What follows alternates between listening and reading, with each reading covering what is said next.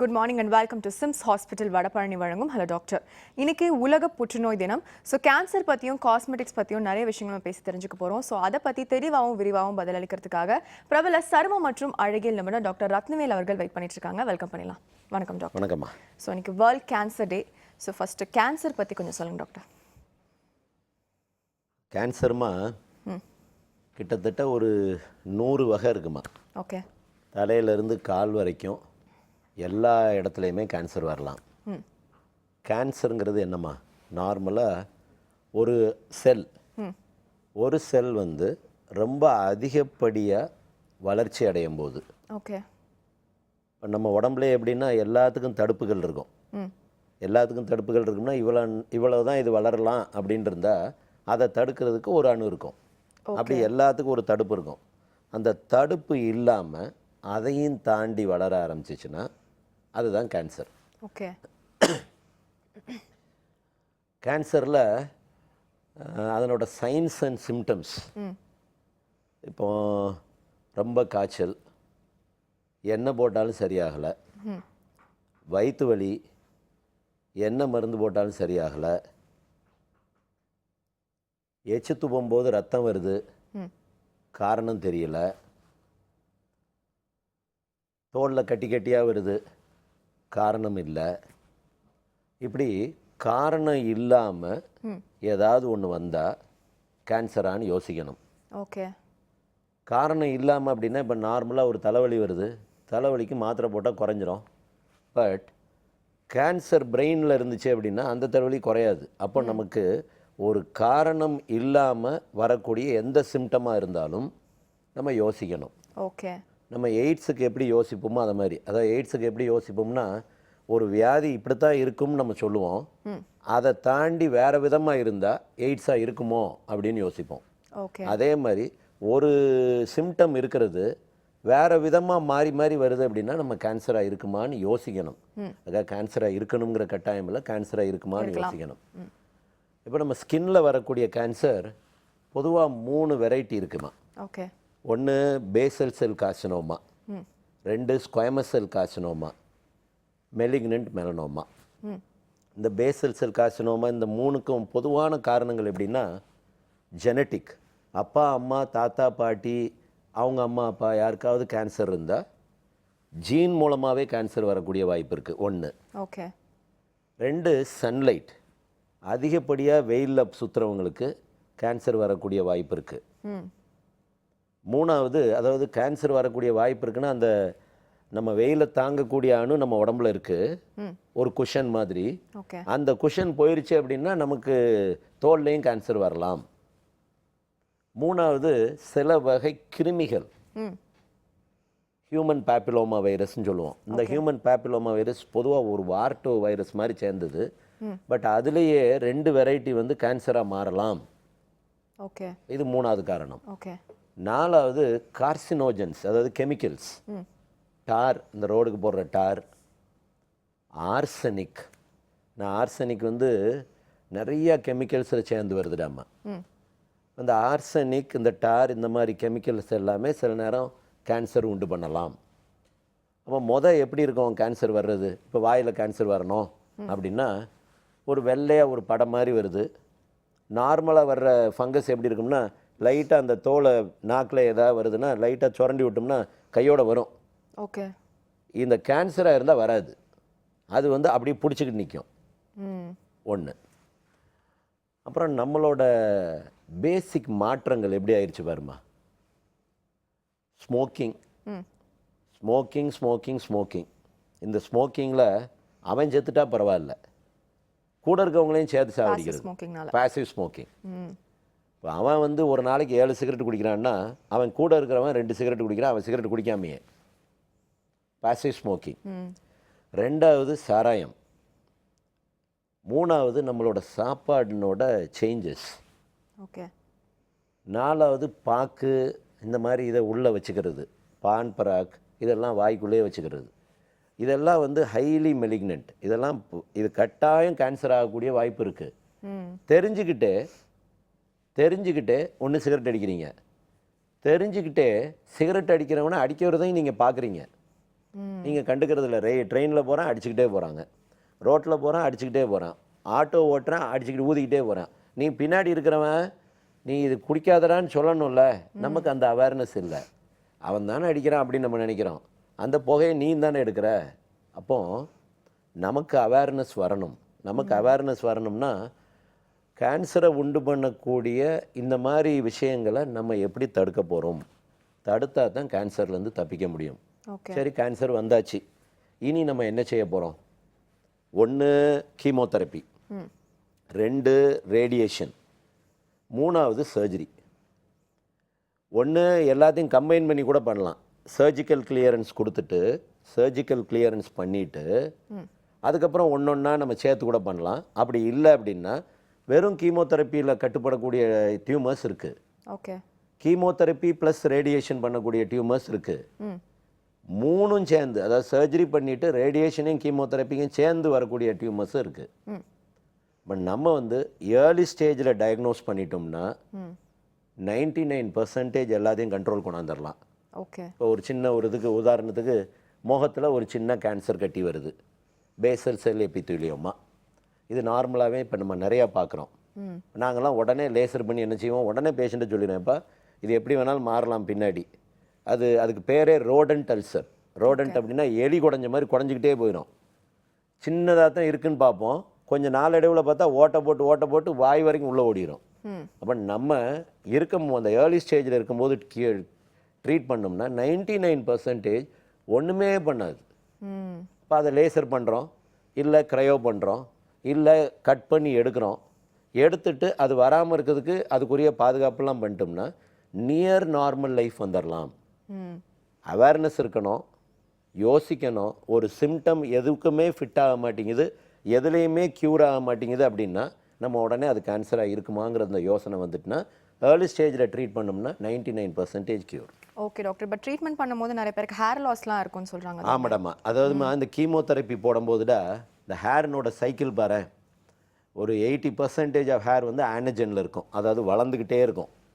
15% முடி தூங்கிக்கிட்டே இருக்கும், 5% முடி உழுந்துக்கிட்டு இருக்கும். இந்த 80% முடி வளர்ந்துக்கிட்டு இருக்கிற ஃபேஸ் வந்து ஆனஜன். இந்த கேன்சர் மருந்து இந்த ஆனஜனை தான் அடிக்கும். அப்போ ஆனஜனே அடிச்சிருச்சுன்னா வளரக்கூடிய ஃபேஸே இல்லை, கடவுளுக்கே காய்ச்சல் வந்த மாதிரி. அப்போ முடிக்க அந்த க்ரோத்தே இல்லை அப்படின்னா முழு மண்டையும் போயிடும். பட் மாத்திரை நிப்பாட்டினதுக்கப்புறம் கண்டிப்பாக திரும்ப முளைச்சிரும். ஸோ அதை பற்றி பயப்பட வேண்டியதில்லை. ஓகே, சரியா? ஓகே டாக்டர், கேன்சர் பற்றி நிறைய விஷயங்கள் பேசுனீங்க. அடுத்து நம்ம காஸ்மெட்டிக்ஸ் பற்றி பேசுகிறோம். நீங்கள் ஃபர்ஸ்ட் காலர் லைனில் இருக்காங்க, பார்த்துலாம். வணக்கம். Hello doctor. ஹலோ, வணக்கம். உங்கள் பேர் எங்கேருந்து கால் பண்ணுறீங்க சார்? என் பேர் விஜய், பெரம்பூர்லேருந்து பேசுகிறேன். டாக்டர் இருக்காங்க சார், சந்தேகம் என்னன்னு கேட்கலாம். ஹலோ சார், வணக்கம். சொல்லுங்க தம்பி. சார், எனக்கு ப்ராப்ளம் இருக்குது, அதனால கேட்கலாம் அப்படின்ட்டு தான். என்ன தம்பி? என்ன இருக்கு? இன்னும் காலில் ஸ்கின்னு வந்து கொஞ்சம் ஒரு மாதிரியா இருக்கு, அதனால கேட்கலாம் அப்படின்ட்டு. என்னையா ஒரு மாதிரினா என்னதியா? இல்லை, ஆக்சுவலி ஒரு ஃபங்கஸ் மாதிரி ஒரு ரவுண்ட் இருக்கு. அது எலும்பு மேலே இருக்கிறதுனால அது எந்த மருந்து போட்டாலும் அது போக மாட்டேங்குது. ஒரு காலில் இருக்கா, 2 காலில் இருக்கா? ஒரு காலில் தான். இன்னொரு காலில் வந்து கொஞ்சம் கீழ் மேலே இருக்கு, அவ்வளோதான். எது மேலே இருக்கு? இந்த கால் ஜாயிண்ட் இருக்கு இல்லையா? ஆமா, அந்த நீ அதுக்கு மேலே இருக்கு சார். நீக்கு மேலே இருக்கு. கருப்பா இருக்கா? ஆமா சார், கருப்பா இருக்கு. அரிக்குதா? அது மார்னிங் எந்திரிச்சதுமே அரிக்குது, மற்ற டைம்ல இல்ல. சொரிஞ்சா தண்ணி வருதா, தோல் வருதா? அது அதெல்லாம் எதுவுமே வரல சார். ஒண்ணுமே தோலே வரல, வெறும் கருப்பா இருக்கு, அவ்வளவுதானே? ஆமா, ஸ்கின் கருப்பா இருக்கு. மார்னிங் எந்திரிக்கிறோம் இல்லையா, அந்த டைம்ல மட்டும் இச்சிங் இருக்கு. உங்க அப்பா அம்மாக்கு இருக்கா? இல்ல, அதெல்லாம் எதுவுமே யாருக்குமே இல்லை சார். சரி, நான் சொல்றது கொஞ்சம் கவனிங்க. அதாவது இந்த தோல்ல வரக்கூடிய கருப்பா வரக்கூடிய மாற்றங்கள் காலில், 1 எக்ஸிமா, 2 சொரியாசிஸ். எக்ஸிமாங்கிறது அலர்ஜி வந்து ஒன்று ட்ரை ஆகி அலர்ஜி ஆகலாம், ஓகே, வெட்டாகவும் இருக்கலாம். அதாவது சொரிஞ்சா தண்ணியாக வரும். சொரிஞ்சா தண்ணியாக வந்தால் எக்ஸிமா, சொரிஞ்சா தோலாக வந்தால் சோரியாசிஸ். ஓகே, சில இது ட்ரையாக இருக்கும், ஒன்றுமே இருக்காது. அப்போ இது பேசிக்கலாக எப்படின்னா அம்மா அப்பா தாத்தா பாட்டி பொதுவாக யாரை கேட்டாலும் என்ன சொல்லிடுவாங்க, அதெல்லாம் எங்கள் அப்பா அம்மாவுக்கு இல்லை, எங்கள் தாத்தா பாட்டிக்கு இல்லைம்பாங்க. அது அந்த இருக்கா இல்லையாங்கிறத அந்த யோசித்து கூட பார்க்க மாட்டாங்க. எல்லாருக்கும் பொதுவான ஒரு இது வந்து எது கேட்டாலும் இல்லை, இவரா என்னன்னு முடிவு பண்ணட்டும் அப்படின்னு. நான் கேட்குற கேள்விகளை ரொம்ப ஷார்ப்பாக இருப்பேன்டாம்மா. பேஷண்ட்டோட பேரை கூட கேட்க மாட்டேன். காலை பார்த்தன்னா சொரிஞ்சா தண்ணி வருதா தோல் வருதா, உங்கள் அம்மா அப்பாவுக்கு இருக்கா இல்லையா, இது ரெண்டுலேயே நமக்கு டயக்னோஸ் வந்துடும். இப்போ இவருக்கு வந்து தண்ணியும் வரல தோலும் வரல. அப்போ சொரிஞ்சு சில நேரம் ஃப்ரிக்ஷனெல்லாம் சில பேருக்கு என்ன பண்ணுவாங்க, காலை கொண்டு இன்னொரு காலில் தேய்ச்சிக்கிட்டே இருப்பாங்க. அந்த பழக்கமே அப்படி இருக்கும். அவங்களுக்குலாம் ஃப்ரிக்ஷனல் கெரட்டோசிஸ், அதாவது ஸ்கின் அந்த இடத்துல திக்காகி போய் நின்றோம், ஓகே. யானைத்தோல் மாதிரி ஆயிரும். இவருக்கு நான் சொல்கிறது HBS6 ointment morning and night போட்டார்னா குறையும். பட் கரப்பான் காலம்பூரா இருப்பான், வருவான் போவான், கழுத்தே இருப்பான், உங்கள் கழுத்தே இருப்பான், என் கழுத்தே இருப்பான். இந்த ஆயின்மெண்ட்டை கையில் வச்சுக்கிடுங்க, போகிற நேரம் போடுங்க, வர நேரம் விடுங்க, இப்படி இப்போ இந்த ஆல்ட்ரு பண்ணிக்கிட்டே இருங்க. இது வந்து முடிவில்லை, தொடர்கதை. ஓகே டாக்டர், அந்த 2 தோல் உரசதுனால தோல் வந்து ஹார்ட் ஆயிருதுன்னு சொல்றீங்க இல்லையா? அப்ப நம்ம அக்கல் எல்லாம் கூட ஹார்டா தான் இருக்கும். எல்லா இடத்துலையும் நீ வெயிட் கூடடாமா, ஒரு மனுஷன் ஒரு 70 கிலோலேருந்து கூட ஆரம்பிச்சோன்னே இந்த நெக்கில் பூரா தடிப்பு வர ஆரம்பிச்சிடும். நெக்கில் வந்து யானைத்தோல் வந்துடும், ஓகே, தொடையில் யானைத்தோல் வந்துடும், அக்கில் யானைத்தோல் வந்துடும். எங்கெல்லாம் தோல் வந்து உராயுதோ அங்கெல்லாம் யானைத்தோல் வந்துடும். யானைத்தோல் வர்றது தன்னைத்தானே பாதுகாத்துக்கிறதுக்காக வர்றது. தோல் வந்து தன்னை பாதுகாக்கிறதுக்காக திக்காயிருது. அப்போ நம்ம வெயிட்டை குறைக்கணும். ஏன்னா இது ஒரு பெரிய இதுடாமா இது. ஏன்னா நிறைய பேருக்கு இப்போ கழுத்தில் பூரா கருப்பாக அப்படியே இதாக வருவாங்க. எங்கள் வெயிட்டை குறைங்க சார், வெயிட்டுக்கு இதுக்கு என்ன சம்மந்தம் அப்படிம்பாங்க. சரி நான் மருந்து தரேன் அப்படின்னா மருந்து தந்தோடனே போயிடும், திரும்ப வருமே, திரும்ப தான் உங்கள் ஃப்ரிக்ஷனல் வரப்போதே. அந்த ஃப்ரிக்ஷன் வராமல் பார்த்துக்கணும், அதுக்கு வெயிட்டை குறைக்கணும், ஃபிட்டாக இருக்கணும், ட்ரிம்மாக இருக்கணும். ஓகே டாக்டர், அடுத்த காலர் பார்த்தலாம். வணக்கம். Hello doctor. வணக்கம். Hello doctor. Okay doctor, cosmetics பற்றி சொல்லுங்கள். அதாவதுமா இப்போ உலகம் வந்து காஸ்மெட்டிக் வேர்ல்டு. காஸ்மெட்டிக் இல்லாமல் இனி வந்து உலகம் இல்லை. சோறு சாப்பிட்ற மாதிரி காஸ்மெட்டிக்ஸ். என்ன மாதிரி காஸ்மெட்டிக் யூஸ் பண்ணணும், எப்படி யூஸ் பண்ணணும், ஏன் யூஸ் பண்ணணும், என்னென்ன பாதகம் இருக்குது, இதெல்லாம் ஒரு டிஸ்கஷனுக்கு வந்துடலாம். கோயில் இருக்குது, கோயிலுக்கு மேலே இருக்கிற கோபுரம் தான் அழகு. கோபுரம் இல்லைன்னா மொட்டை கோயில் ஆயிரும். அதை மாதிரி மனுஷனுக்கு அழகை கூட்டுவது காஸ்மெட்டிக்ஸ். அழகை கூட்டுறது அப்படிங்கிறது சேஃபாக கூட்டணும், அதில் எதுவும் ப்ராப்ளம் வராமல் நம்ம பார்த்துக்கணும். காஸ்மெட்டிக்ஸ் வந்து ஒரு மனுஷன் ஒரு ஆவரேஜாக பார்த்தோம்னா ஒரு நாளைக்கு ஒரு ஆம்பளை 7 காஸ்மெட்டிக்ஸாவது யூஸ் பண்ணுறாங்க, ஒரு பெண் 12லேருந்து 15 காஸ்மெட்டிக்ஸ் யூஸ் பண்ணுறாங்க.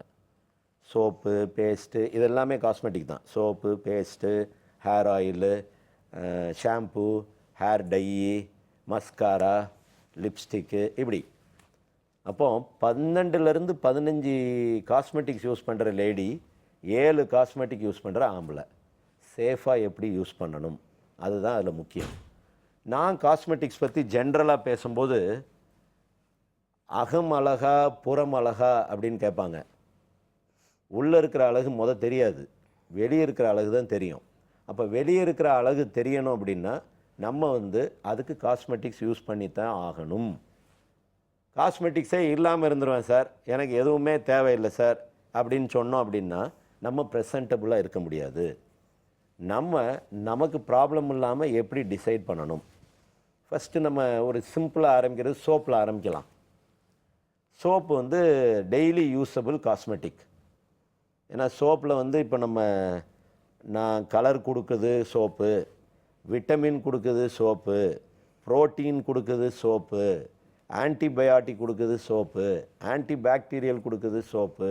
எங்கள் சோப்பை போடுங்க ஒயிட் ஆயிடுவீங்க, இந்த சோப்பை போடுங்க கருத்து போயிடுவீங்க, இப்படிலாம் பயங்கர பிராண்டட் இதெல்லாம் வருது. சோப்பு வந்து உடம்புல இருக்கிற அழுக்கை க்ளீன் பண்ணுறது. எப்படி க்ளீன் பண்ணுது? உடம்புல இருக்கிற மேலே இருக்கிற ஸ்கின்னில் இருக்கிற சர்ஃபஸ் டென்ஷனை குறைக்குது. குறைச்சிருச்சுன்னா அழுக்கெல்லாம் வெளியே போயிடுது. இவ்வளோ தான் சோப்புனோட வேலை. இதில் வந்து எண்ணத்தை நீங்கள் சேர்த்தாலும் தோலுக்குள்ளே போகிறது இல்லை. இது வெளியில் யூஸ் பண்ணுற இதில் வந்து பெனிட்ரெண்ட் இருக்காது. அதாவது நீங்கள் கொடுக்குற ஆயின்மெண்ட் எப்படி சார் உள்ளே போகுது, ஏன் சோப்பு உள்ளே போகலை அப்படின்னு நீங்கள் கேட்கலாம். பெனிட்ரெண்ட் இருக்கிற இது தான் உள்ளே போக முடியும். பெனிட்ரெண்ட்டுங்கிறது ஒரு மருந்தை உள்ளே செலுத்தக்கூடியது, அது வந்து சோப்புக்கு கிடையாது. அப்போ சோப்பு வந்து மேலே போட்ட மணிக்கு போயிடும். என்ன ஆகும், சில நேரம் நீங்கள் ஒழுங்காக குளிக்கல சோப்பு போட்டுட்டு அப்படின்னா சோப்புனோட துகில் வந்து வேர்வையினோட குழாயில் போய் நின்றுக்கிடும், அந்நேரம் அலர்ஜி வரலாம். சோப்புனால் வரக்கூடிய மற்ற ப்ராப்ளம் எப்படின்னா இப்போ குழந்தைங்களில் இருக்குது, குழந்தைங்களுக்கு சோப்பு யூஸ் பண்ணுறோம். குழந்தைங்கள் சோப்பு, அடல்ட் சோப்பு அப்படின்னு சொல்கிறோம். அதில் ஒன்றும் பெரிய வித்தியாசங்கள் ஒன்றுமே கிடையாது. பட் அந்த குழந்தைங்களுக்கு போடுற சோப்பை விட்டுட்டு நம்ம வேறு ஒரு சோப்பு யூஸ் பண்ணும்போது குழந்தைங்களுக்கு அலர்ஜி வர்றதுக்கு வாய்ப்பு இருக்குது. அலர்ஜி எப்படிலாம் வரலாம்? வெள்ளையாக வரலாம், சின்ன சின்ன கொப்பளமாக வரலாம், அரிப்போடு வரலாம். இந்த 3ம் கலவையாக வர்றது தான் அந்த சோப்புனோட அலர்ஜி. இது வந்து குழந்தைங்களுக்கு மாத்திரமானா அடல்ட்ஸுக்கும் இப்போ நிறைய பேருக்கு சோப்பில் அலர்ஜி வர ஆரம்பிக்குது. சோப்பு எப்படி தயாரிக்கிறாங்க? 1 அனிமல் ஃபேட், 2 பிளான்ட் ஃபேட். அதாவது அனிமல் ஃபேட்லேருந்து தயாரிக்கிறது நல்ல லேதர் இருக்கும், பிளான்ட் ஃபேட்லேருந்து தயாரிக்கிறது லேதர், அதாவது நுரை வந்து கம்மியாக இருக்கும். 1. 2வது டிட்டர்ஜென்ட்ஸ் வந்து ஒரு வகை சோப்பில் நிறைய சேர்ப்பாங்க, ஒரு வகை சோப்பில் டிட்டர்ஜென்ட்ஸ் கம்மியாக இருக்கும். டிட்டர்ஜென்ட்ஸ் அதிகமாக இருக்கிற சோப் நல்ல ப்ளீச்சிங் எஃபெக்ட் இருக்கும், இதில் ப்ளீச்சிங் எஃபெக்ட் கம்மியாக இருக்கும். இன்னொரு வகை ஒரு வகை சோப்பில் வந்து ஃபோட்டோ சென்சிட்டிவ் கெமிக்கல், அதாவது ப்ளீச்சிங் கெமிக்கல்ஸ் அதிகமாக இருக்கும், ஒரு இதில் ப்ளீச்சிங் கெமிக்கல்ஸ் அதிகமாக இருக்காது. அப்போ ப்ளீச்சிங் கெமிக்கல்ஸ் அதிகமாக இருக்கிற சோப் வந்து நல்லா ஃபேர் ஆக்கிரும், இது ஃபேர் ஆக்காது. பட் ப்ளீச்சிங் கெமிக்கல்ஸ் அதிகமாக இருக்கிறது வந்து ஃபோட்டோ சென்சிட்டிவ், வெயில உள்வாங்கக்கூடிய தன்மை உள்ளது. அப்போது எந்த சோப்பை நம்ம தேர்ந்தெடுக்கணும்? பிளான்ட் ஃபேட்லேருந்து தயாரிக்கிற சோப்பு, டிட்டர்ஜென்ட்ஸ் கம்மியாக இருக்கிற சோப்பு, ஃபோட்டோ சென்சிட்டிவ் கெமிக்கல் அதாவது ப்ளீச்சிங் கெமிக்கல்ஸ் இல்லாத சோப், இதுதான் நல்ல சோப் ஆக்சுவலாக. சார் இது இல்லாமே நம்ம பார்க்க முடியுமா அப்படின்னு கேட்டிங்கன்னா, ஒரு சிம்பிளாக நீங்கள் ஒரு சோப்பு இருக்குது, இந்த சோப்பை வந்து நீங்கள் கவர் எடுத்து பார்த்தீங்கன்னா டிபிஎஸ் அப்படின்னு ஒரு கெமிக்கல் இருக்கும். இந்த டிபிஎஸ் அப்படிங்கிற கெமிக்கல் தான் ப்ளீச்சிங் கெமிக்கல், ட்ரைப்ரோமோசாலிசில்னைடு. இந்த ட்ரைப்ரோமோசாலிசில்னைடு வந்து 0.5% கம்மியாக இருக்கிற சோப்பை யூஸ் பண்ணால் நமக்கு பின்னாடி சோப்புனோட பாதகங்கள் வராது. சோப்பு வந்து வெயில உள்வாங்கிற தன்மை உள்ள இந்த டிபிஎஸ் இல்லாமல் பார்த்துக்கணும். 1. 2வது சோப்பை போட்டோன்னே வாஷ் பண்ணி பழகணும். சோப்பை போட்டுட்டு பாத்ரூமை சுற்றிக்கிட்டே வந்தோம், 10 நிமிஷம் நம்ம டிவியை பார்த்தோம், 10 நிமிஷம் போய் ஒரு ரவுண்ட் அடிச்சுட்டு வந்தோம், அதுதான் தப்பு. போட்ட உடனே 90 செகண்ட்ஸ், அதாவது ஒரு கான்டாக்டுக்கு வந்ததுக்கப்புறம் 1.5 நிமிஷத்தில் வாஷ் பண்ணிட்டோம்னா அது நல்லது. அப்படி நீங்கள் போடுறதா இருந்தால் நீங்கள் எந்த சோப்பு வேணாலும் போட்டுக்கிடுங்க. பட் ரொம்ப டிட்டர்ஜென்ட் இருக்கிற சோப் போட்டோம் அப்படின்னா நல்லா இருக்குது, ட்ரை ஆகிடுது ஸ்கின்னு, ரொம்ப அழகாக இருக்குது நம்ம பண்ணி சோப்பு முடித்தோடனே அப்படின்னு நம்ம நினைக்கிறோம்ல, அதுதான் தப்பு. ஒரு துணியை நல்லா துவைக்குது, நல்லா கலராக்குது, வெள்ளை ஆக்கிடுது அப்படின்னு போய் வெளுத்த சோப்பில் போடுற மாதிரி தோல் வந்து அதிகப்படியாக வெளுப்பு வரக்கூடிய சோப்பை யூஸ் பண்ண ஆரம்பித்தோம் அப்படின்னா தோல் வந்து கிழிஞ்சு போயிடும். எப்படி துணி வந்து அதிகப்படியாக சோப் போட்டால் கிழிஞ்சு போயிடுதோ, இன்றைக்கி நல்லா இருக்கும் துணி, நாளைக்கு நல்லா இருக்கும், 3வது நாள் கிழிஞ்சு போயிடும். ஏன்னா அந்த டிட்டர்ஜென்ட் அதிகம் இல்லாத சோப் யூஸ் பண்ணோம்னா ஸ்கின்னு வந்து ரிங்க்லிங் வராது, ஏஜிங் வராது, ஸ்மூத்தாக இருக்கும். ஸோ நீங்கள் ரொம்ப சோப்புனோட இது போடும்போது இந்த ப்ராப்ளம், அதாவது டிட்டர்ஜென்ட் அதிகமாக இருக்கிறது.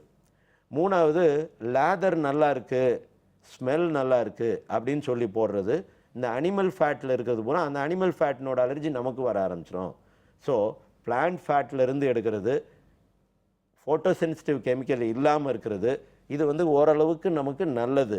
டிட்டர்ஜென்ட்டும் கம்மியாக இருக்கிற சோப், இதை வந்து நம்ம சோப்னோட கவரை பார்க்கணும். ஏன்னா இப்போ மார்க்கெட்டில் ரொம்ப அருமையாக விற்றுக்கிட்டு இருக்கிற சோப்பில் டிபிஎஸ்னோட அளவு 4% இருக்குது. 4% உங்களுக்கு தெரியாது. நீங்கள் பாட்டுக்கு ஆஹா அருமையாக இருக்குது, குளிச்சா கிருமியெல்லாம் செத்து போயிடுது, என் கேர்ள் ஃப்ரெண்டுக்கு வந்து அவ்வளவு பிடிக்குது, அவ்வளவு நல்ல ஸ்மெல் இருக்குது, அவள் என்னை கட்டி பிடிக்கிறா, இன்றைக்கி கட்டி பிடிப்பா, நாளைக்கு நம்ம தோல் இருக்காது கட்டி பிடிக்கிறதுக்கு. ஸோ பார்த்து கவனமாக டிசைட் பண்ணுங்கள். இல்லை நீங்கள் போடுற சோப்பு உங்களுக்கு நல்லா இருக்கா, போட்டோன்னே வாஷ் பண்ணுங்கள், சைடு எஃபெக்ட் வராது. ஓகே டாக்டர், சோப் பற்றி நிறைய விஷயங்கள் சொன்னீங்க. அடுத்ததான் நம்ம ஹேர் ப்ராடக்ட்ஸ் பற்றி பேசலாம். அதுக்கு முன்னாடி சின்ன பிரேக் எடுத்துகிட்டு வந்துடலாம். ஒரு சின்ன பிரேக் அப்புறம் மீட் பண்ணலாம். இது சிம்ஸ் ஹாஸ்பிட்டல் வடபழனி வழங்கும் ஹலோ டாக்டர்.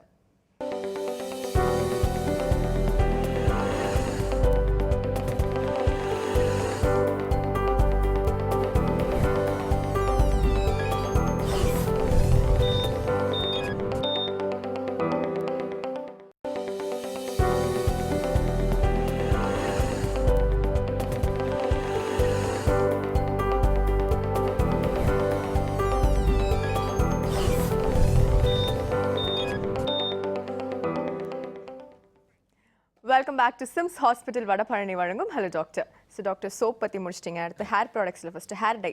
சரி, என்ன இந்த சோப் பற்றி ஒரு இதுமா, இந்த வேப்பலை சேர்த்துருக்கேன், சுண்ணாம்பு சேர்த்துருக்கேன், பாக்கை சேர்த்துருக்கேன், தேங்காய் எண்ணெயை சேர்த்துருக்கேன். இதெல்லாம் ஹம்பக்குமா.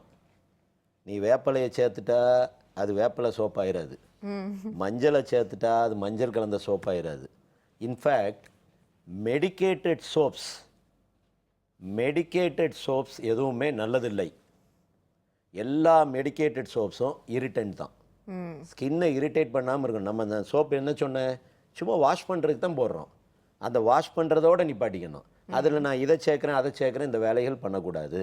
அதனால் இந்த மாதிரி சோப்ஸையும் விட்டுறணும். ஹேர் டையில்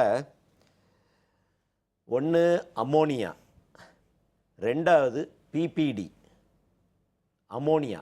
அம்மோனியா இருக்கிற ஹேர் டை வந்து தோலில் கொப்பளங்கள் வரலாம். தோல்லைன்னா முடிக்கு கீழே கொப்பளங்கள் வரலாம். சில பேருக்கு பார்த்திங்கன்னா மீசையெல்லாம் வீங்கி போயிடும். இங்கே பூரா மீசைக்கு தடவிருப்பாங்க, இங்கே பூரா வீங்கி போய் நிற்கும். காதெல்லாம் வீங்கி போய் நிற்கும். அம்மோனியா கலவை இல்லாத பிபிடி, பாராஃபெனிலின் டயமின், பிபிடி 2.5%க்கு கம்மியாக இருக்கக்கூடிய, அம்மோனியா கலவை இல்லாத பிபிடி 2.5%க்கு கம்மியாக இருக்கக்கூடிய ஹேர் டை நல்லது. ஏன்? ஹேர் டை வந்து நம்ம ரெகுலராக போட ஆரம்பிச்சிடுறோம். ரெகுலராக போட ஆரம்பிக்கும் போது ஹேர் டை வந்து உள்ளே அப்சார்ப் ஆகிறதுக்கு வாய்ப்பு இருக்குது. உள்ளே அப்சார்ப் ஆகிறது தோலுக்குள்ளே வரக்கூடிய அலர்ஜியாக வரும். இல்லை அப்படின்னா அது அப்படியே ஃபில்டராகி உள்ளே போகும்போது கிட்னி வரைக்கும் ஃபில்டர் ஆகணும். அது ஒரு சாயம். அந்த சாயம் எதுக்கு உபயோகப்படுது? ஃபில்ம் தயாரிக்கிறோம்ல, நம்ம நெகட்டிவை வந்து பாசிட்டிவ் ஆக்குறோம். அதாவது ஃபோட்டோ எடுக்கிறோம், ஃபோட்டோ நெகட்டிவை க்ளீன் பண்ணுறதுக்கு யூஸ் பண்ணுற கெமிக்கல் தான் பிபிடி. அப்போ அந்த கலர் டெவலப்பர்ஸ் யூஸ் பண்ணுறவங்க எல்லாருக்குமே கையெல்லாம் கருத்து போயிடும். அந்த எக்ஸ்ரேயில் வேலை பார்க்குறவங்கனாலும் சரி, இல்லை ஃபோட்டோ இது பண்ணுற உண்டாக்குறவங்களா இருந்தாலும் சரி, அதில் இருக்கக்கூடியதான் அந்த பிபிடி.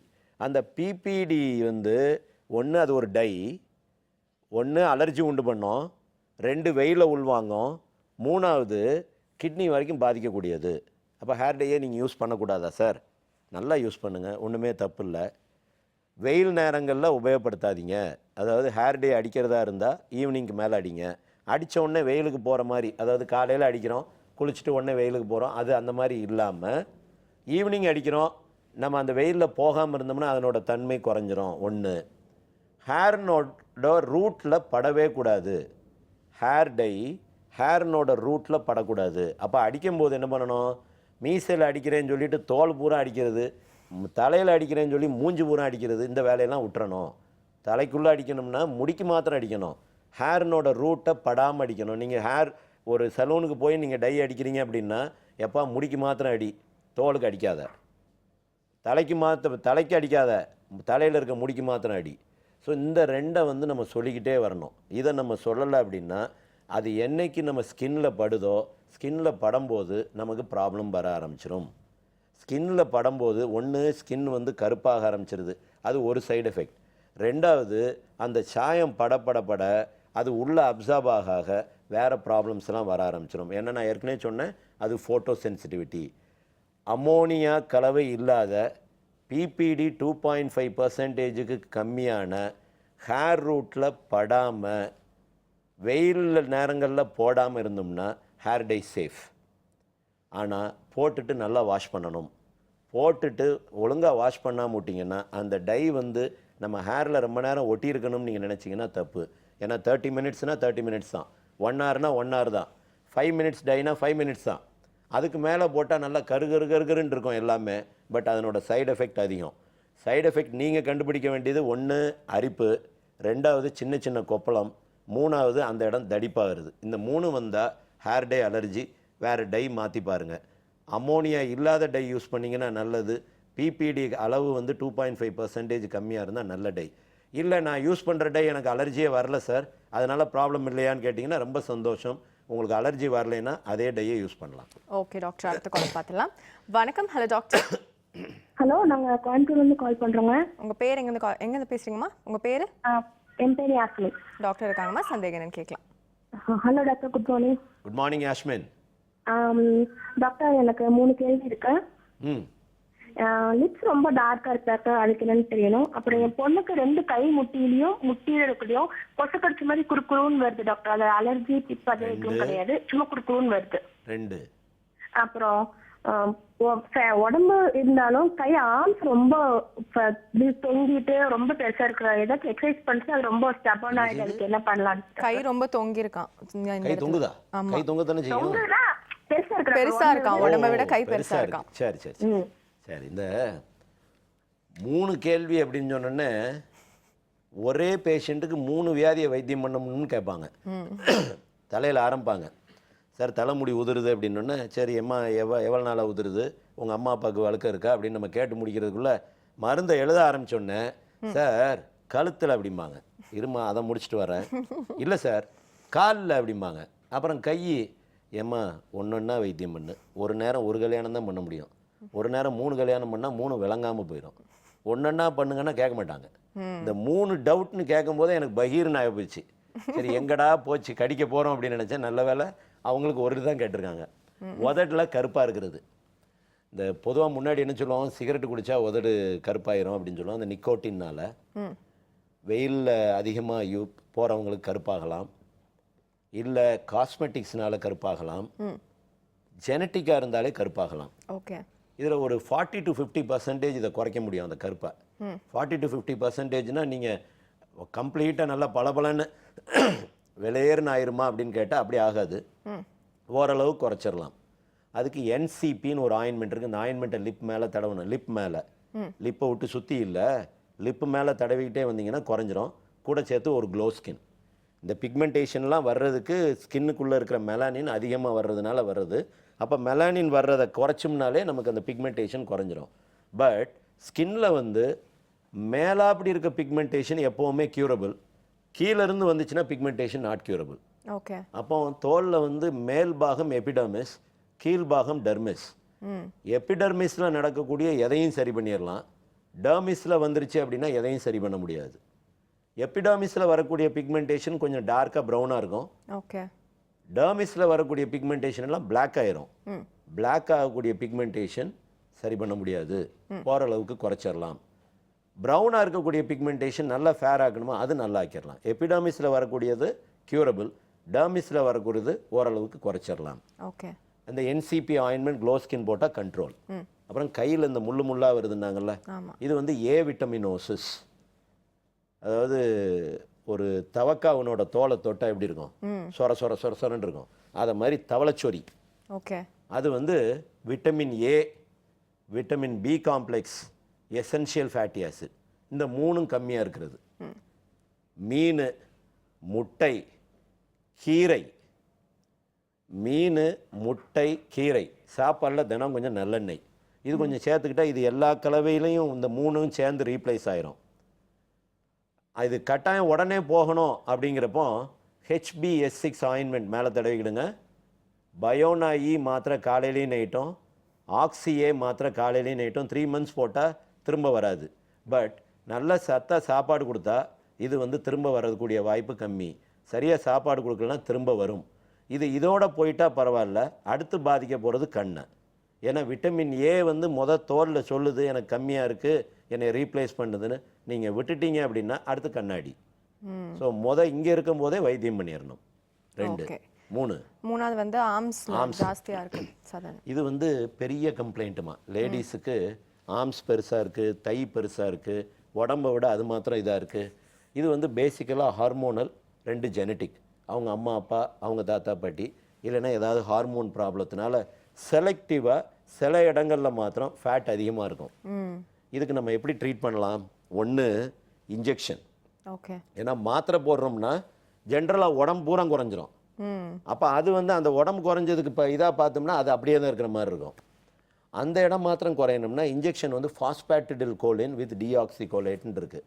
அது வந்து ஃபேட்டை உடைக்கிறது. இப்போ இந்த கையில் இந்த இடம் மாத்திரம் சில பேருக்கு தொங்கிக்கிட்டே இருக்கும். இந்த இடத்துல இந்த ஊசி போட ஆரம்பிச்சோம்னா இந்த இருக்கிற ஃபேட் எல்லாம் குறைய ஆரம்பிச்சிடும், டைட்டன் ஆக ஆரம்பிச்சிடும். 1. 2வது இதில் குறையலை அப்படின்னா லைப்போ லேசரை வச்சு அந்த ஃபேட் மேலே ரேஸை செலுத்தணும்னா ரேஸ் உள்ளே போய் ஃபேட்டினோட செல்லை ஓட்ட போட்டு ஃபேட்டை வந்து வெளியே தள்ளி விட்டுரும். இது 2. 3வது கூல் ஸ்கல்ப்டிங், அந்த இடத்துல மாத்திரம் இருக்கிற ஃபேட்டை ஃப்ரீஸ் பண்ணுறது. ஓகே. ஸோ இதை அழகாக சரி பண்ணிக்கலாம். ஆனால் கொஞ்சம் எக்ஸசைஸ் பண்ணணும். என்னென்னா ஃபேட்டை ஓட்ட போட்டுறோம், ஃபேட்டை ஃப்ரீஸ் பண்ணிடுறோம், அந்த ஃபேட் வந்து வெளியே பாடியை விட்டு டெப்ளீட் பண்ணணும். அப்போ எக்ஸசைஸ் பண்ணணும். இதே இது வயிறு சில பேருக்கு வீக்கமாக இருக்குது, அதுக்கும் இதே ட்ரீட்மெண்ட் தான். கை வீக்கமாக இருக்குது, இதே ட்ரீட்மெண்ட் தான். கால் வீக்கமாக இருக்குது, இதே ட்ரீட்மெண்ட் தான். பட் பண்ணி முடித்ததுக்கப்புறம் கையாக இருந்தால் கைக்கு கொஞ்சம் நேரம் எக்ஸசைஸ் பண்ணணும், காலாக இருந்தால் காலுக்கு எக்ஸசைஸ் பண்ணணும், வயிறுக்கு பண்ணுறதா இருந்தால் வயிறுக்கு எக்ஸசைஸ் பண்ணணும். பண்ணால் தான் அந்த ஃபேட் வெளியே போகும். இதை கொஞ்ச நாளைக்கு கண்டினியூஸாக பண்ணணும், பண்ணிவிட்டு மெயின்டைன் பண்ணணும். ஓகே டாக்டர், இது எத்தனை நாளைக்கு ஒரு தடவை பண்ணணும் ஆக்சுவலாக? இந்த லைப்போலேசர் வந்து வாரத்துக்கு 2 நாள்மா. ஊசி வந்து வாரத்துக்கு ஒரு தடவை 4 ஊசி, 4 தடவை போட்டோம்னா குறைஞ்சிரும். ஓகே. அதில் குறையலைன்னா லைப்போலேசர் வாரத்துக்கு 2 நாள் 8 வாரம், கூல் ஸ்கல்ப்டிங் ஒரு தடவை. ஓகே. ஒரே தடவை தான். ஒரே தடவை தான். இதில் எது சேஃப், பெயின்லெஸ், பேஷண்ட்டுக்கு எதுவுமே ப்ராப்ளம் வராதுன்னா லைப்போலேசர் தான். ஓகே டாக்டர், அடுத்த காலர் பார்த்துலாம். வணக்கம். Hello doctor. வணக்கங்க மேடம். உங்கள் பேர் எங்கேருந்து கால் பண்ணுறீங்கம்மா? என் பேர் அம்பிகா மேடம், நான் நாமக்கல்ல இருந்து பேசுறேங்க மேடம். டாக்டர் இருக்காங்கம்மா, சந்தேகம் என்னன்னு கேட்கலாம். வணக்கங்க சார். வணக்கம்மா. எனக்கு 8 இயர்ஸ் அலர்ஜி இருக்குங்க சார்.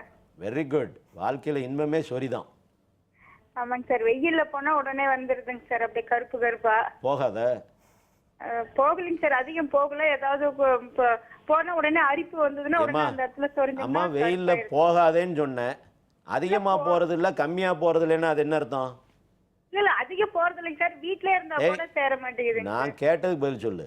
அதிகம் போறதுக்கும் கம்மியா போறதுக்கும் என்ன வித்தியாசம்னு? இல்ல ஏதோ டைம் ஹாஸ்பிடல் போனா மட்டும் வெயில்ல போவோம் சார், போயிட்டு உடனே வருவாங்க. மண்டை, நான் சொல்றதை கேளு. தீய தொட்டா சுடும் சார். நான் கொஞ்ச நேரம் தான் சார் தீயில கையை விட்டேன் அப்படின்னு சொன்னா அது எப்படி? கொஞ்ச நேரம் விட்டாலும் சரி, ரொம்ப நேரம் விட்டாலும் சரி, அதே தானே? ஆமாங்க சார். அப்ப வெயில போக கூடாதுல்ல? இல்ல போகக்கூடாது. வெயில போக கூடாது. அப்படியே சரி, காலம் பூரா சொரியணும். அப்போ சரி, நான் சொல்றது கொஞ்சம் கவனி. இந்த வியாதிக்கு பேரு அட்ரிகாரியா. அட்ரிகாரியா வந்துமா மெயின் சாப்பாடு 95%, 5% வந்து தண்ணி. ஓகே. குளிக்கிற தண்ணி. அது சுடு தண்ணியாக இருக்கலாம், இல்லைன்னா குளிர்ந்த தண்ணியாகவும் இருக்கலாம். சில பேருக்கு வெயிலில் போனோன்னே வந்துடும். ஓகே. வெயிலில் அப்படி எட்டி பார்த்தாங்கன்னா வந்துடும். அப்போ வெயிலில் போனால் வருதுன்னா வெயிலில் போகக்கூடாது. எக்ஸசைஸ் பண்ணால் சில பேருக்கு வரும், அப்போ அது பண்ணக்கூடாது. தண்ணி குளிர்ந்த தண்ணியில் குளிச்சா வருதுன்னா சுடு தண்ணிக்கு மாறணும், சுடு தண்ணியில் குளிச்சா வருதுன்னா குளிர்ந்த தண்ணிக்கு மாறணும். சாப்பாடு என்ன அலர்ஜின்னு பார்த்து கண்டுபிடிக்கணும். இவங்களுக்கு வெயில் தான் அலர்ஜி. வெயில் அலர்ஜினா வெயிலில் போகக்கூடாது. வெயிலில் போய்கிட்டே இருப்பேன், இது அலர்ஜி வரவே கூடாது அப்படின்னா ஒன்றுமே செய்ய முடியாது. இந்த அம்மாவுக்கு நம்ம தான் கொடை பிடிக்கணும். பெஸ்ட்டு ட்ரீட்மெண்ட் கொடை தான். சரி, சன்ஸ்க்ரீனர் போட்டால் இது அலர்ஜி நின்றுமா அப்படின்னு கேட்டிங்கன்னா 50-50 தான். 50% தான் சன்ஸ்க்ரீனர் கண்ட்ரோல் பண்ணோம். நம்ம ஊர் வெயில எந்த சன்ஸ்க்ரீனரும் கண்ட்ரோல் பண்ண முடியாது. துணி இனி எல்லாத்தையும் சுற்றி போட்டு கண்ணு மாத்திரம் தெரிகிற மாதிரி கம்ப்ளீட்டாக க்ளோஸ் பண்ணிட்டு போகணும். கொடை பிடிக்கணும், அதுக்குள்ளே சன்ஸ்க்ரீனரும் போடணும். இந்த 3 செஞ்சால் இந்த அம்மா ஓரளவுக்கு இந்த ஹாஸ்டலுக்கு போகிறேன், இங்கே போகிறேன், இதெல்லாம் பண்ணலாம். பட் அதையும் தாண்டி வந்துச்சுன்னா ஈவினிங் 5 மணிக்கு முன்னாடி எந்த காரணத்தை கொண்டு எதுக்காக வெயிலில் போகக்கூடாது. காரில் போகிறேன் சார், ஏசி காரில் தான் சார் போகிறேன், வருது அப்படின்னா வெளியிருந்து வர ரிஃப்ளெக்ஷன் எதை வேணாலும் பிச்சுட்டு போயிடும். இப்போ நம்ம ஏசி ரூமுக்குள்ளே உட்காந்து டிவி பேசிகிட்டு இருக்கோம். சன் அலர்ஜி இருந்துச்சு அப்படின்னா அந்த சன் அலர்ஜியினோட கதிரியக்கம், அதாவது சன் அலர்ஜிங்கிறது வெயிலினோட இது கிடையாது, அல்ட்ரா வயலட் ஏ, அல்ட்ரா வயலட் பி ரேஸ், அது எதையும் பிச்சுக்கிட்டு உள்ளே வந்துடும். நமக்கு அலர்ஜி இருந்துச்சுன்னா, நமக்கு அது மேலே காதல் இருந்துச்சுன்னா நம்மளை தான் பிடிக்கும். பக்கத்தில் ஒரு ஆளுக்கு அதே மாதிரி போட அவங்களுக்கு வராது, நமக்கு தான் வரும். நமக்கு ஸ்கின் சென்சிட்டிவாக இருக்குது, நமக்கு அலர்ஜிக் ஸ்கின், நம்ம அதை விட்டு வெளியே வரணும். இவங்களுக்கு சன்யா லோஷன் டெய்லி மார்னிங் 3 மணி நேரத்துக்கு ஒரு தடவை வாஷ் பண்ணிவிட்டு திரும்ப போடணும். வீட்டுக்குள்ளே இருந்தாலும் சரி, காரில் போனாலும் சரி, உள்ள ஏசி ரூம்குள்ளே இருந்தாலும் சரி, சினிமா தேட்டருக்குள்ளே இருந்தாலும் சரி, சன்ஸ்க்ரீனர் 3 மணி நேரத்துக்கு ஒரு தடவை வாஷ் பண்ணி போடணும். ஒன்று. அப்படின்னா தான் இந்த அம்மா வெளியே வர முடியும். இல்லைன்னா இந்த அம்மா காலம் பூரா சொரி. ஓகே டாக்டர், நம்ம ஹேர் டை முடிச்சிட்டோம் நினைக்கிறேன். அடுத்து hair oil, hair gel, hair colouring, இது 3 இருக்குது. ஒரு சின்ன பிரேக் அப்புறம் பேசலாம். ஒரு சின்ன பிரேக் அப்புறம் மீட் பண்ணலாம். அது சிம்ஸ் ஹாஸ்பிட்டல் வடபழனி வழங்கும் ஹலோ டாக்டர்.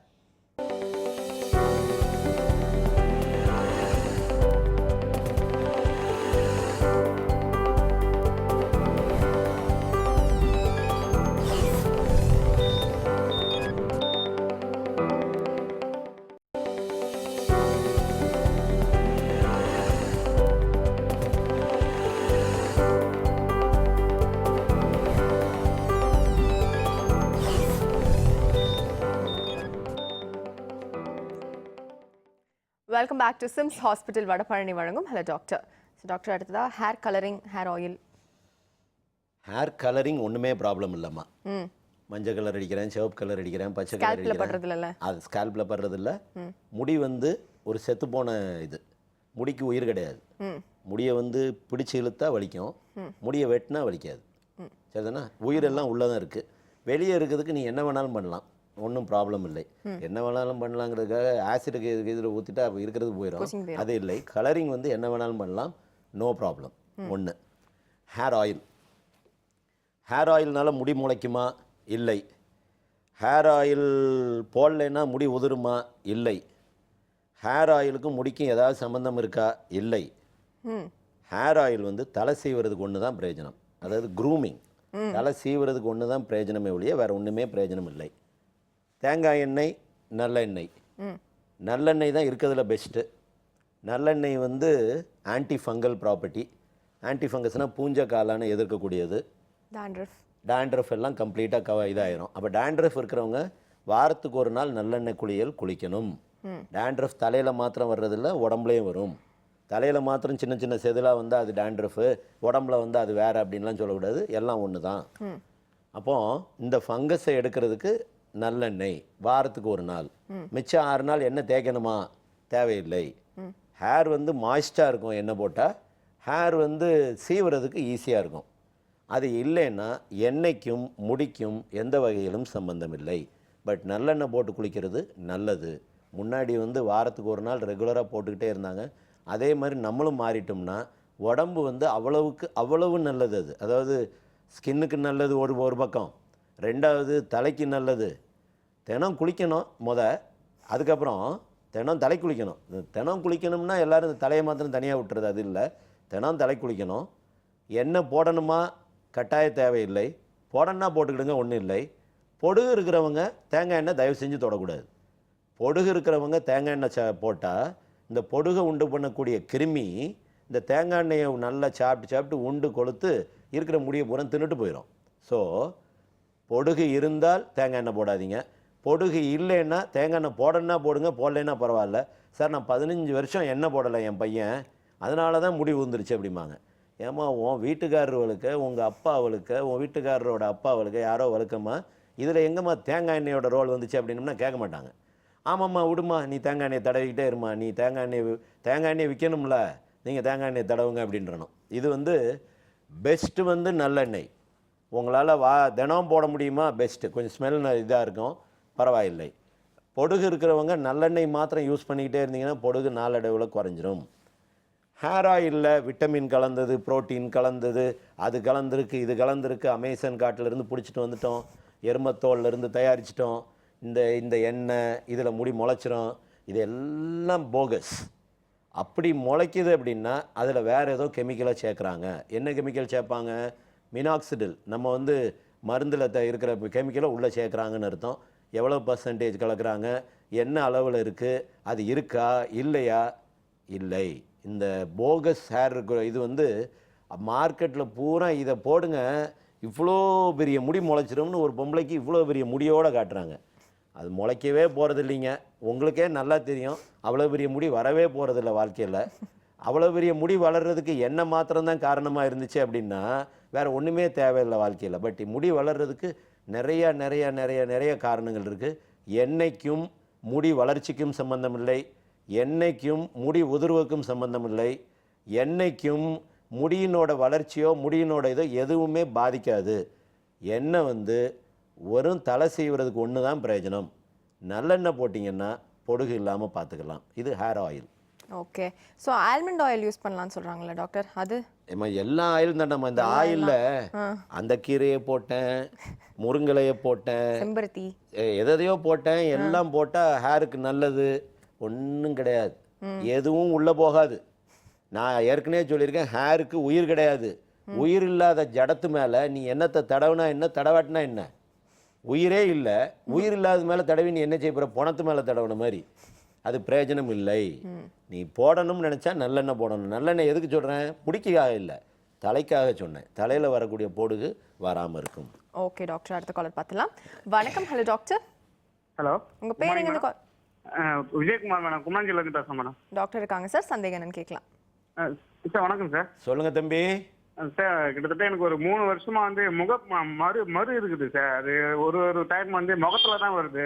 நான் நாட்டு வைத்தியன்ற பேர்ல சுண்ணாம்பு ஒன்று வச்சு எடுத்துருவேன்.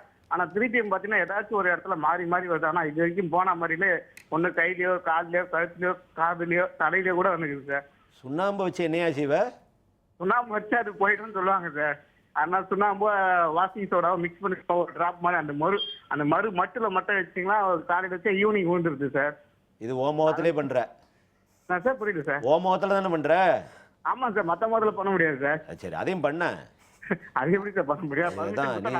நான் என்ன சொல்றேன், பாத்ரூம் கழுவுற ஆசிட் இருக்கு என்ன, அதையும் கொஞ்சம் எடுத்து தடவுனீங்கன்னா அது ஒண்ணு நல்லா இருக்கும். அதை பற்றி நீ அதை செஞ்சிருவோமா? அது பண்ணலாம், மொத்தமா போயிடுமா சார்? தெரியுதுல்ல, அதே மாதிரி தான் காஸ்டிக் சோடா, அதே மாதிரி தான் மற்ற கெமிக்கல்ஸும். நான் சொல்றதை கேளுங்க. அதாவது எதெல்லாம் செய்யக்கூடாதுங்கிறது இதாண்டாமா. இதுதான் இந்த வீட்டில் இருக்கிற பாட்டி வைத்தியம் சொல்லுவேன். அதாவது பாட்டி வைத்தியம் வந்து சயின்டிஃபிக்காக இருக்கிறது ஒரு 50% இருந்தால் 50% வந்து வேஸ்ட்டு. ஏன் வேஸ்ட்டு? மனுஷன் மாறிட்டாண்டாமா. முன்னாடி மாதிரி நம்ம இல்லை. நம்மளோட நடவடிக்கைகள் எல்லாம் மாறிடுச்சு. இப்போ பொம்பளை வீட்டுக்குள்ளே இருப்பா, மஞ்சள் போட்டால் பரவாயில்லமோ. இப்போ பொம்பளை எந்த பொம்பளை வீட்டுக்குள்ளே இருக்கிறது இல்லை. மஞ்சள் போட்டிங்கன்னா பூரம் மஞ்சள் பூரா ஸ்கின்னு சன்லைட்டை பூரா உள்ளே வாங்கும், தோலை கருப்பாக்கிறோம், ஏஜிங் வந்துடும். இதை சொன்னோம்னா இது எப்படி மஞ்சள் போட்டால் நீங்கள் என்ன தோல் சுருங்கிரும்னு சொல்கிறீங்க? பாட்டி காலத்துல மஞ்சள் தானே போட்டாங்க. ஆமாம், அந்நேரம் வெயிலில் போக மாட்டாங்கல்ல, வீட்டிலே உட்காந்துருப்பாங்கல்ல. இப்போ வீட்டில் யார் இருக்கா? ஒரு ஆள் இருக்குது இல்லை. ஆம்பளை போகிறதுக்கு முன்னாடி பொம்பளை ஓடி போயிடுறா. அப்போ நம்ம அதுக்கு ஏற்ற மாதிரி மாறி ஆகணும். மாற மாட்டேன் அப்படின்னு சொன்னால் இதுதான் ப்ராப்ளம். இவர் பாரு எல்லாத்தையும் போட ஆரம்பிச்சிட்டாரு. இன்னும் கொஞ்ச நாளில் நான் சொன்ன மாதிரி ஆசிடையும் தடுவார். இது வந்து இந்த வியாதிக்கு பேர் செபோரிக் கெரட்டோசிஸ், அதாவது சின்ன சின்ன தோல் முடிச்சு. ஓகே. இந்த மருவுக்கு காரணம் ஹெரிடிட்ரி. அவங்க அப்பா அம்மா, அவங்க தாத்தா பாட்டி கழுத்து காது எல்லாத்துலேயும் இருக்கும். முன்னாடி பெருசாக இருக்கும். சின்ன பிள்ளைங்கள்லாம் தொங்கி விளையாடும். தாத்தா தாத்தான்னு அதை தொங்கி விளையாடும். நான் முன்னாடி என்ன சொல்லுவேன், இந்த தாத்தான்னு தொங்கி விளையாண்டிங்கன்னா கேன்சர் ஆகி போயிடும் தோலுமே. ஏன்னா இந்த தோலில் இப்படி ஒரு தோலில் தினம் இப்படி இறுக்கி பிடிச்சிக்கிட்டே உட்காந்துருந்தோம்னு வை, ஒரு 35 வருஷத்துல இது கேன்சர் ஆகி போயிடும்.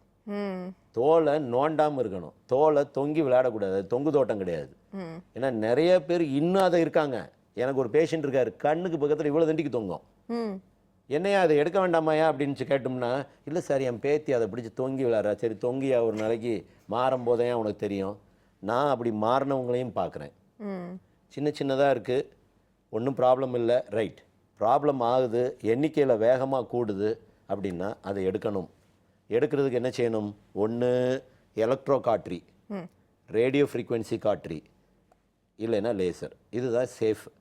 இதை தவிர இவர் சொல்கிற மாதிரி ஏதாவது ஒன்று செய்கிறோம், கரெக்டாக அது மேலே போட்டால் பெருசாக பாதகம் இருக்காது. நம்ம இப்போ ஆசிடே தொட்டு வைக்கிறோம், அது மேலே மாத்திரம் போட்டால் ஒன்றும் இல்லை. தோலில் பட்டுருச்சுன்னா தோல் கருத்து போயிடும், தோல் ஸ்கார் அடிச்சிடும், அப்புறம் ஸ்காருக்கு வைத்தியம் பண்ணணும். அதனால் வீட்டில் உட்காந்துட்டு இந்த குசும்பு வேலை பார்க்காம ஒரு டாக்டரை பார்த்து வைத்தியம் பண்ணணும். சரி பண்ணிடுறோம், திரும்ப வராமல் இருக்குமா அப்படின்னு கேட்டேன்னா 35 வயசு வரைக்கும், இது வந்து ஒரு ஸ்டாட்டிஸ்டிக்ஸ், 35 வயசு வரைக்கும் திரும்ப இதுக்கு வரக்கூடியதுக்கு வாய்ப்பு இருக்குது. வராமல் தடுக்க முடியுமா? முடியாது. வந்தால் வைத்தியம் பண்ணிக்க வேண்டாம், போனால் விட்டுற வேண்டியதான். அதுக்காக எதையாவது ஒன்று செஞ்சுக்கிட்டு இருக்கக்கூடாது. நான் ஏற்கனவே சொல்லுவேன், இந்த நார் தேய்க்கிறவங்கிற எல்லாரையும் கேட்பேன், ஏடா எருமை மாட்டுக்கு தான்டா நாரை வச்சு தேய்ப்பாங்க, நீ ஏன்டா தேய்க்கிற அப்படிமா. இல்லை சார் எனக்கு நார் தேய்க்காமல் குளிக்கவே முடியாது அப்படிமா. அப்போ நான் என்ன சொன்னேன், ஒரு கத்தி இல்லைனா ஒரு அருவாளை வச்சுக்கடா, அதை வச்சு தேய். இதை வச்சு தேய்ச்சா சுத்தமாகுதுங்கிறல, அதை வச்சு தேய்ச்சேன்னா இருக்கிறதுலாம் சுத்தமாக போயிடும்டா அப்படிமா. அதை மாதிரி அதாவது வில்லங்கங்கள் செய்யக்கூடாது, இரிட்டேட் பண்ணக்கூடாது. ஸ்கின்னை இரிட்டேட் பண்ண அது வேறு விதமாக மாறிடும். வேறு விதமாக மாறினதுக்கப்புறம் கஷ்டப்படக்கூடாது. ஏன்னா இந்த செபோரிக் கெரட்டோசிஸில் இரிட்டேட்டட் செபோரிக் கெரட்டோசிஸ்னு ஒரு செபோரிக் கெரட்டோசிஸ் இருக்குது. ஓகே. 0.5% அது வந்து கேன்சராக கூட மாறக்கூடிய வாய்ப்பு இருக்குது. அப்போ நம்மளே ஒரு இதை இரிட்டேட் பண்ணக்கூடாது. ஒன்று க்யூர் பண்ணணும், இல்லை சும்மா இருக்கணும். சும்மா இருந்தோம்னா கூட அது ஒன்றும் செய்யாது. பட் இதில் என்ன ப்ராப்ளம்னா, இப்போ முகத்தில் வருது, வெயில் படுது, காஸ்மெட்டிக்ஸ் படுது, சோப்பு படுது, ஷாம்புனோட இது படுது, இந்த மாதிரி படப்படத்தான் அந்த இதெல்லாம் மாறும். முன்னாடி இருந்தவங்க காஸ்மெட்டிக் அதிகம் யூசேஜ் இருக்காது, வெயிலில் ரொம்ப போகலை அப்படின்னா அது மாற்றம் அடையக்கூடிய தன்மை ரொம்ப குறைவாக இருக்கும். இப்போ வந்து அந்த மாறக்கூடிய தன்மை வந்து ரொம்ப ஜாஸ்தியாகிடுச்சு. நான் 2 பேஷண்ட் வச்சுருக்கேன் அந்த மாதிரி மாறினவங்க. ஸோ பொதுவாக என்ன சொல்லுவேன், வந்துருச்சா நீ இரிட்டேட் பண்ணாமல் இருந்தேன்னா விட்டுரு, இல்லை எண்ணிக்கையில் கூடுது, சைஸில் பெருசாகுது, வலி வருது, உடனே எடுத்துரு, இல்லைன்னா பேசாமல் விடு. ஓகே டாக்டர், அடுத்த காலர் பார்த்துலாம். வணக்கம். Hello doctor. மேம் வணக்கம் மேம். உங்கள் பேர் எங்கேருந்து கால் பண்ணுறீங்க சார்? Ma'am Deepak ma'am. எங்கேருந்து கால் பண்ணுறீங்க sir? Erode district ma'am. Doctor இருக்காங்க சார், சந்தேகம் நான் கேட்கலாம். ஹலோ சொல்லுங்கள் தீபக். தீபக் ஓடி போயிட்டாரு. ஓகே, அடுத்த காலர் பார்க்கலாம். வணக்கம். Hello doctor. ஹலோ மேடம், உங்கள் பேர் எங்கேருந்து கால் பண்ணுறீங்கம்மா? நாங்கள் சிவகங்கை மாவட்டத்துல பேசுகிறோம். உங்கள் பேருமா? டாக்டர் இருக்காங்கம்மா, சந்தேகம் என்னன்னு கேட்கலாம். Hello sir. சொல்லுடாமா. சார், ஸ்கின் அலர்ஜி, அதுக்கு ஒரே அரிப்பா இருக்கு. அதோட சுழலோட சோப்பா இருக்குது. சரி, அதான் அது கேட்கலாம் தான். எவ்வளோ நாளாக இருக்கு இது நான் ஒரு கிட்டத்தட்ட 10 வருஷம் நெல்லாக்கும் சார். ஓ, நல்லா இருக்கு. 10 வருஷமா ஜாலியாக இருக்குல்ல? இல்ல சார், நான் எவ்வளவு ஸ்கின் டாக்டர் காமிச்சேன், ஆனா புரியவே இல்லை, அப்படியே தான் சார். அப்படியே தான் இருக்கா? சரிம்மா, அப்படியே சரி பண்ணிடுவோம். என்ன கொஞ்சம் பொறு, நான் சொல்கிறத கேளு. இது அலர்ஜி டெஸ்ட் பண்ணணும். அலர்ஜிக் ஸ்கின் டெஸ்ட் பண்ணி என்ன அலர்ஜின்னு கண்டுபிடிச்சி அதை 6 மாதத்துக்கு அவாய்ட் பண்ணணும். மாங்காய் அலர்ஜி, தேங்காய் அலர்ஜி, பட்டாணி அலர்ஜி, காட்டன் அலர்ஜி அப்படின்னா இதெல்லாம் விடணும். 6 மாதத்துக்கு உபயோகப்படுத்தக்கூடாது. இப்போ காட்டன் அலர்ஜின்னு வை, காட்டன் பெட்ஷீட்டு, காட்டன் தலானி உரை, காட்டன் ஸ்க்ரீனு, இப்போ ஒய்ஃபுக்கு காட்டன் சாரீ கட்டுவானா காட்டனே போடக்கூடாது. இதெல்லாம் அவாய்ட் பண்ணால் தான் இவங்க இதிலேருந்து வெளியே வர முடியும். அப்போ பண்ண வேண்டியது allergic skin test. Okay, allergic skin test பண்ணி அதை லொக்கேட் பண்ணியாச்சு. அதை விட்டுறோம் 6 மாதத்துக்கு. 6 மாதத்துக்கு லீமாஸ் மாத்திரை 6 மாதம் கண்ணி பண்ணணும். கண்ணி பண்ணிவிட்டு ஒரு நாள் விட்டு ஒரு நாள், அப்புறம் வாரத்துக்கு 2 நாள், அப்புறம் வாரத்துக்கு 1 நாள், அப்படியே ஸ்லோவாக குறைச்சிடலாம். பட் இந்த அட்ரிகாரியா 100ல் 60% 6 மாதம் சரியாயிரும், 40% லைஃப் லாங். ஓகே. ஏன் அப்படின்னா நம்ம ஊரில் தண்ணி சுத்தம் இல்லை, காற்று சுத்தம் இல்லை, சாப்பாடும் சுத்தம் இல்லை. அப்போ நம்ம ஊரில் அலர்ஜி போகுமா? போகாது, போகாது, போகாது. சொரிய இன்பம் நினச்சிக்கிட வேண்டிதான், சந்தோஷமாக சொரிய வேண்டிதான். ரொம்ப சொறி வந்தால் மாத்திரையை போட்டுக்கிட வேண்டிதான், சொறி இல்லைன்னா மாத்திரையை நிப்பாட்டிட வேண்டாம். பட் இதில் ஒன்றே ஒன்று, இந்த சொறி வரும்போது உதடு வீங்குது, என்னால் பேச முடியல, தொண்டை அடைக்கிற மாதிரி இருக்குது அப்படின்னா அவங்க மாத்திரம் கவனமாக இருக்கணும்டம்மா. அவங்க கவனமாக இருக்குன்னா ஸ்டீராய்டு மாத்திரம் அவங்க தான் போடணும். ஏன்னா இந்த மாதிரி வீங்குறவங்க நாளைக்கு உயிருக்கே பாதகமாகக்கூடிய வாய்ப்பு இருக்குது. அந்த மாதிரி வந்தால் மாத்திரம் ஸ்டீராய்டு, இல்லைன்னா ஒரு லீமாசம் மாத்திரம் ரெகுலர் பண்ணிக்கிட்டாங்கன்னா இந்த அலர்ஜிலேருந்து தப்பிச்சு வெளியே வந்துடலாம். பட் அலர்ஜி ஸ்கின் டெஸ்ட் பண்ணணும். ஓகே டாக்டர், அடுத்த கால் பார்த்துலாம். வணக்கம். Hello doctor. Hello ma'am. உங்கள் பேர் எங்கேருந்து கால் பண்ணுறீங்கம்மா? அமராவதி, திருவள்ளூர்லேருந்து கால் பண்ணுறேன் மேம். டாக்டர் இருக்காங்கம்மா, சந்தேகம் என்னன்னு கேட்கலாம். Hello doctor. சொல்லிடாமா. சார், தம்பிக்கு ஒரு 3 இயர்ஸாக முட்டிக்கு கீழே கை காலெல்லாம் ஒயிட் பேச்சஸ் மாதிரி இருக்கு சார். சரிம்மா. எல்லா டாக்டர்கிட்டையும் காமிச்சோம், ஆனால் அது எதுவுமே கியூர் ஆகிற மாதிரி தெரியல. சரி. அப்புறம் செகண்ட் எனக்கு பிம்பிள்ஸ் ஒரு 3 இயர்ஸாக இருக்குங்க, ஸ்கார்ஸ் நிறைய இருக்கு, ரொம்ப பிளாக்காகவும் இருக்கு, அதுக்கு ட்ரீட்மெண்ட் வேணும் சார். சரிம்மா, நான் சொல்கிறது கொஞ்சம் கேளுமா. இந்த ஒயிட் பேட்ச் விட்லைகோ தோலுக்குள்ளே நடக்கிற ஒரு மகாபாரத போர். மகாபாரத போரில் நம்ம தோலுக்குள்ளே கலர் கொடுக்குறானோ அழிஞ்சு போயிடுச்சு, அந்த இடம் வெளுத்து போயிடுச்சு. இதை சரி பண்ணக்கூடியது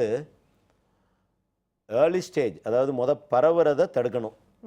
கண்டுபிடிச்சிட்டோம், பரவுறதை தடுக்கிறதுக்கு ஸ்டீராய்டு போடணும். ஸ்டீராய்டு போட்டால் தான் இனி புதுசு வர்றது நிற்கும். இல்லைனா இருக்கிறத சரி பண்ணிடுவோம், இந்த வருஷம் நல்லாகி போயிடும், 2 வருஷம் கழிச்சு திரும்ப வேறு இடத்துக்கு வந்துடலாம்.